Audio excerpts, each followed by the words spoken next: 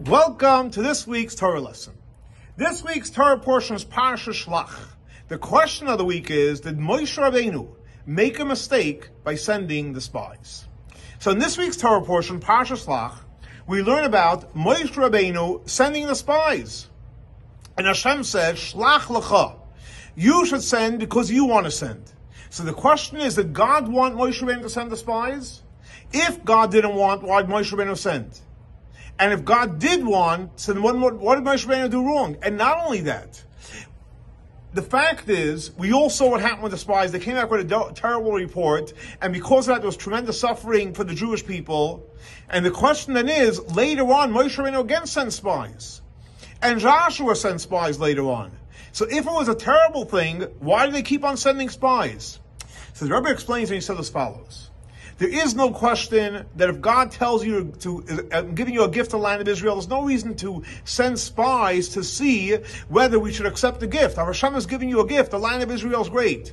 However, when it came to conquering the land, how do we conquer the land that God gave us as a gift? Moshe Rabeinu felt we should send spies to figure out the proper approach. And God says, yes, shlach lecha, that's okay. It's okay to send spies to figure out the approach to conquer the land, not whether we should conquer it or not. The huge mistake was not Moshe Rabbeinu's mistake. The mistake was that when the spies went to go on the mission to see how to conquer the land, they went and they started to speculate whether they could conquer the land. And that's the mistake they made.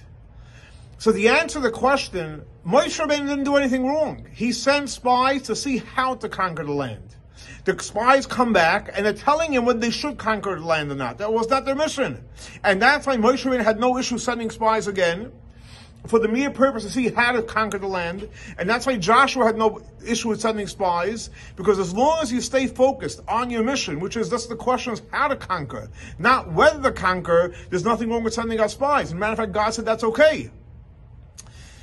Now we all know this week we're celebrating Gimel Tammuz, which is the anniversary of the Rebbe passing away, and we know that the Rebbe gave us a mission.